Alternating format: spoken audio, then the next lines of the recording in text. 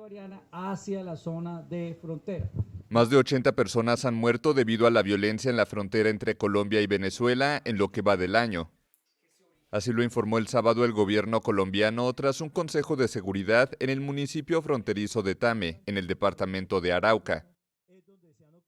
Que de esos 86 homicidios, un porcentaje superior al 80% tiene claros nexos o vínculos con grupos armados organizados.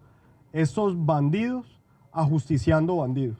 Y eso hay que decirlo de manera clara. El gobierno detalla que la violencia en la frontera se debe a la disputa por el control de las rutas del narcotráfico entre la guerrilla del Ejército de Liberación Nacional y disidencias de las FARC que no se adhirieron al acuerdo de paz. Las autoridades colombianas culpan al presidente venezolano Nicolás Maduro de proteger a los grupos armados en su territorio, lo que Caracas niega.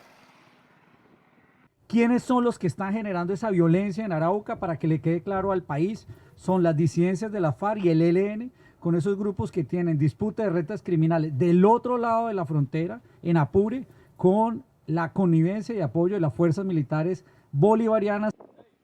Sin relaciones diplomáticas, los gobiernos de Colombia y Venezuela se responsabilizan mutuamente de la violencia en la frontera. En Colombia, el mayor productor de cocaína en el mundo, los grupos armados luchan por el control del narcotráfico en el país.